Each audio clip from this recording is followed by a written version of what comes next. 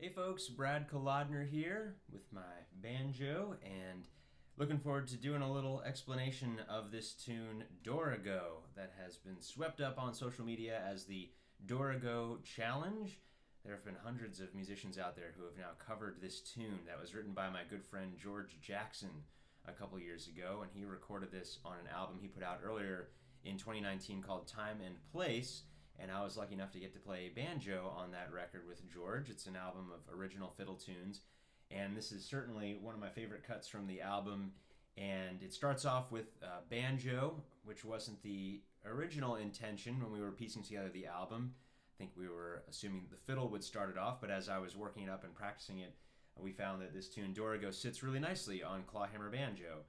So I'll do a little walkthrough of the tune for you banjo players out there who want to learn this melody. Perhaps you've already learned it and are curious as to how I play certain passages through the tune. Of course, there are many ways of playing this tune, and I'm very flattered and excited to see so many other musicians out there learning this one. But here's the way I played it on the record. I'll play it slowly, just to start, one time through, and then I'll break it down piece by piece. It's in the key of D, so we're in double C tuning. Capo 2, so I've got my 5th string tuned up to an A, little spike there on the 7th fret, and then I have D, A, D, E, so that's double C tuning, Capo 2, key of D. So here it is from the beginning.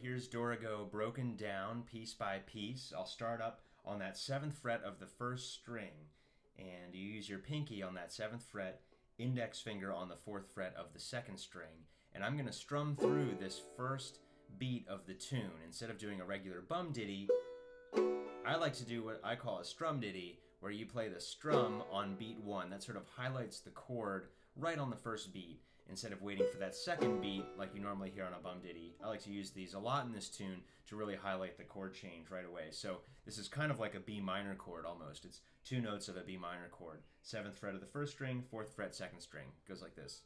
So you play your strum and then the 2nd string, 4th fret, and then 5th fret, 1st string, and then open on your 1st string. So and that's the first little section of the tune. Here's the next section of the tune. This is the 4 chord, your G chord, or your F shape in double C tuning, starting off with that strum ditty again. So a nice highlight of that chord change right on beat 1. Instead of doing a regular bum ditty, which sounds fine, but it's nice to play that strum on beat 1. I think it really highlights that 4 chord. So pull off on the 1st string, 2nd fret, open 2nd string, and then here's an awkward little phrase. Pretty cool little rhythm there. It's a hammer-on, open to 2 on your 3rd string, and then drop thumb, playing your 2nd string, and then 3rd string open. So then you leave that open 1st string, so it's and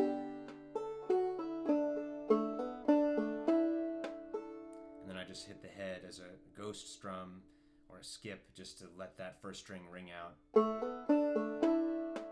Get your hand back up into position so you can start again from the beginning. So it's and then same as the beginning. So this time we go into a 4 chord.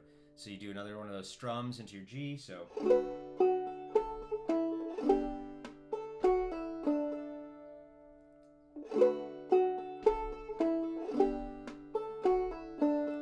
here's an interesting way to play this ending here. It goes.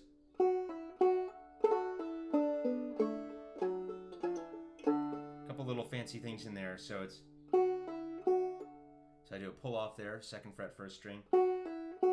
Hammer on to that 5th fret, which you could do as the 5th string, but I like to do a hammer on because you'll see that I want my pinky down for this triplet pull off that I'm about to do. So,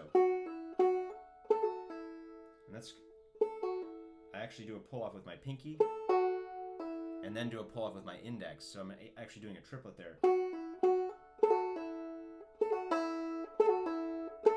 Just practice that on its own for a while. So, and if you don't want to play that little phrase, you can't get it, you can just go, you just do a regular pull off 2 to open there. But if you want to get that twinkly triplet,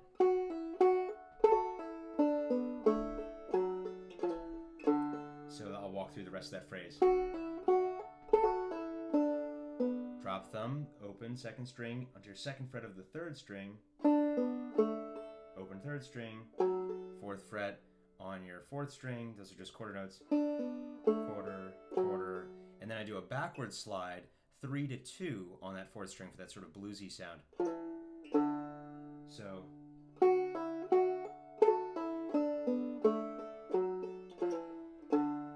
that's the whole A part. I'll play through the A part slowly one more time, so it's.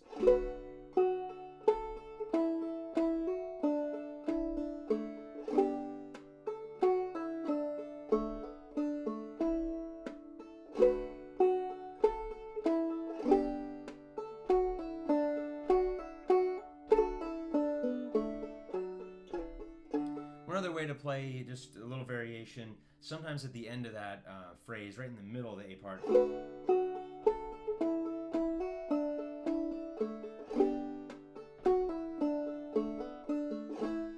maybe I'll play that 5 chord. Maybe that's how I played it on the album. I did a strum into that 5 chord. That's an A chord, or your G chord if you're thinking in terms of double C. It's your 5 chord there, so.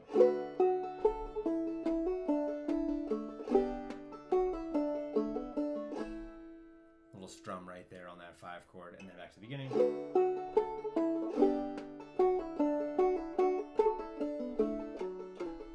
As an aside, I really like using those strum ditties, as I said earlier. They're really nice ways to, especially when you're playing solo, to really hear the chord changes on the 1st beat instead of waiting for the 2nd beat like you hear on a lot of bum ditties. So.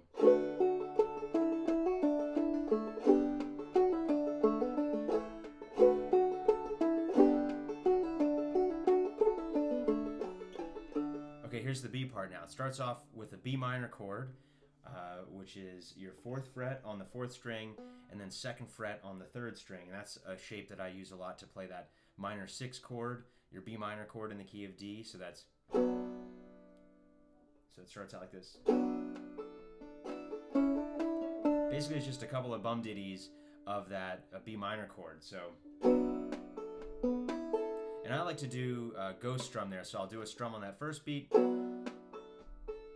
and just kind of let my hand keep grooving without playing any other specific notes. So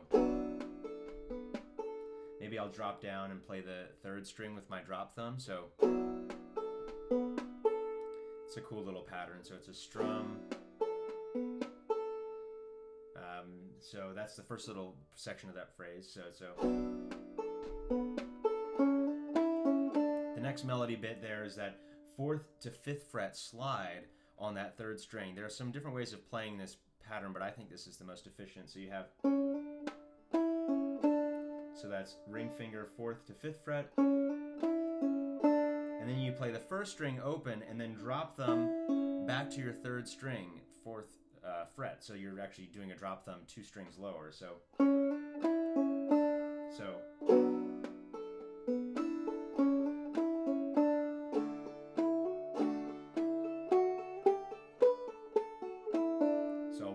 So it's that B minor, and then you do this, just a regular D chord, and then open, and then 2nd fret on that 1st string,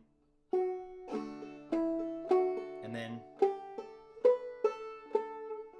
so,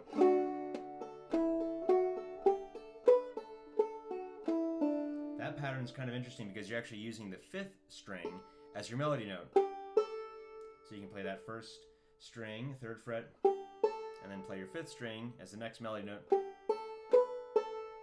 And then you can play your 7th fret. So it's, and that's just a drop thumb there, 5th fret, 1st string, 4th fret, 2nd string. 2 straight drop thumbs there with your fingers down, 5 and 4, and then open. So again, that's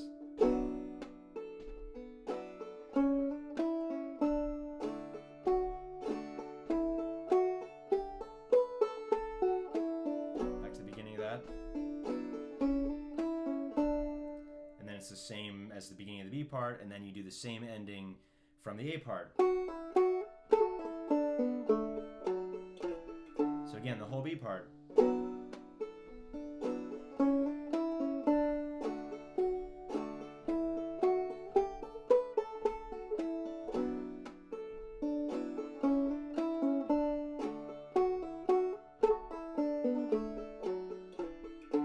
There you go. So I'll walk through the whole tune one more time, nice and slow, so you can try to play along, and then I'll play it up to speed so you can hear what it sounds like.